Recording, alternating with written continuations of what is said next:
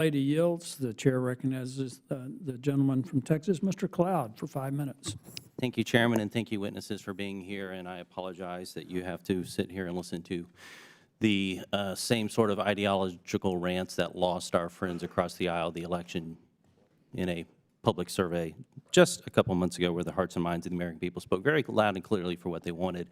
One of the things that's been puzzling about this whole conversation is the obsession on Elon Musk.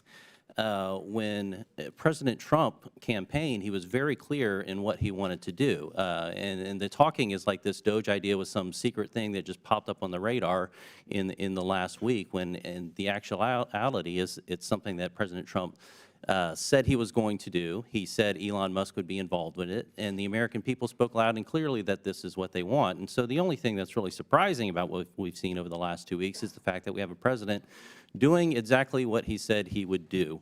And, you know, the need to bring in and to rein in our federal agencies could not be clearer than it has been. We've always known and have known quite for some time that the federal bureaucracy has a tendency to grow. Ronald Reagan once said the closest thing to eternal life we have on earth is a federal agency. And we've seen time and time again throughout our oversight capacities the attitude among much of our federal agencies that they're here permanently and we as elected officials are here temporarily, and that they will do whatever they feel, and if they don't like the policies handed down by the elected executive, that they will ignore it, obfuscate, do everything they can, even to shield data from us.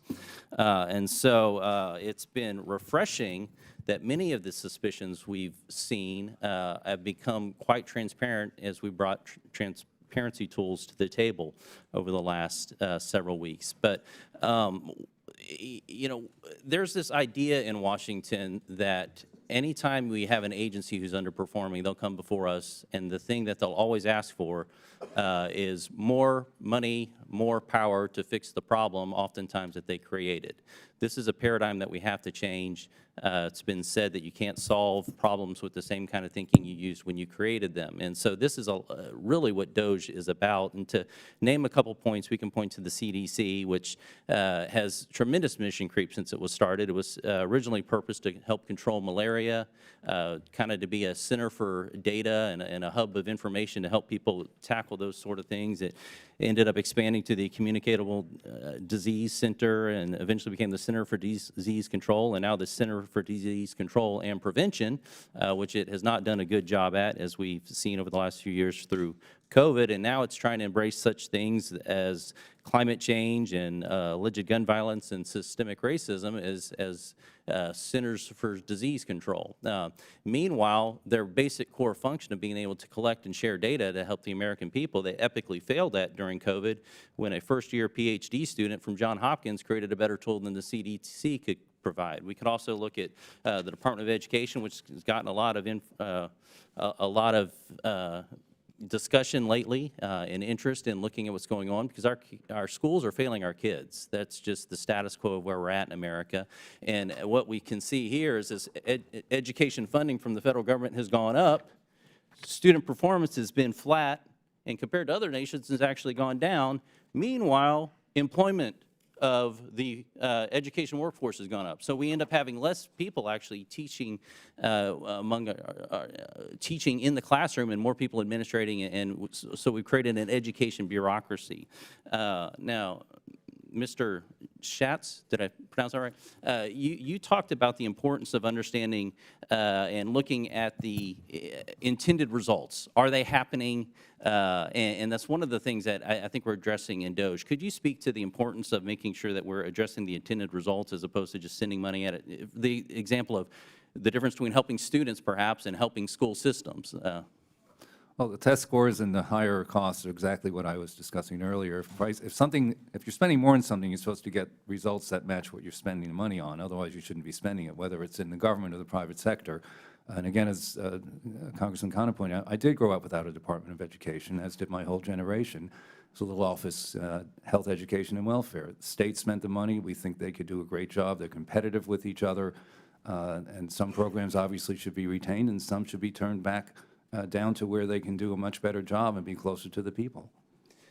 Governor Reynolds, you talked about, I'm curious, because you've done a good job of streamlining the government, and I'm curious about your ideas on how you hold government employees accountable, how you hold agencies accountable. What are the tools necessary to do so? One of the big challenges here is getting the information necessary in order to do that. You can think about the grants that are going out. We've seen USAID over the last, I mean, the stuff that they were spending money on is crazy. We're finding out that our federal government's actually a money laundering scheme to help support leftist ideologies across the world and here at home. It's crazy. But yet, finding that accountability piece, we're able to hold the individuals who are sending these checks out, for example. How do you bring that kind of accountability? Well, we have our state expenditures online too, so our checkbook is online, so taxpayers in Iowa can check and see what is going out from the state. But in addition to that, remember I talked about, we reviewed 800 programs across my cabinet, and not a one of them had a KPI, any type of a metric, any type of expectation for outcomes, zero. So my cabinet knows now that if they want to stand up a new program or they want to extend an existing program, then it needs to have, first of all, a KPI. They need to have data that they're going to be reviewing. They need to do a review of what the program had done, what were the metrics, what were the outcomes from the existing program to justify putting additional money into it. I also had them, they had never put all the programs together. They themselves had not even taken a look at it. So that's how it just continues to grow and bloat and just be unmanageable.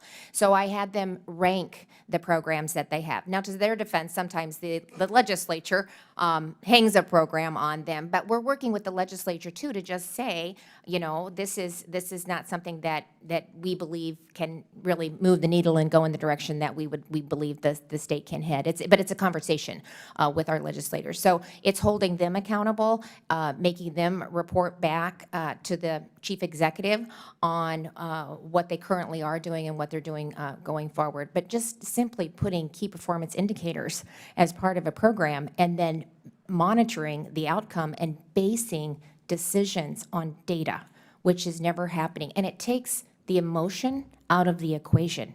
And that's what we need to do. We need to look at programs, we need to look at the outcomes, and if they're not working, then we have to let them go and figure out an innovative and better way that we can get the results that we believe that we can accomplish. Very good. Gentleman's time's expired. Chair recognizes Mr. Garcia.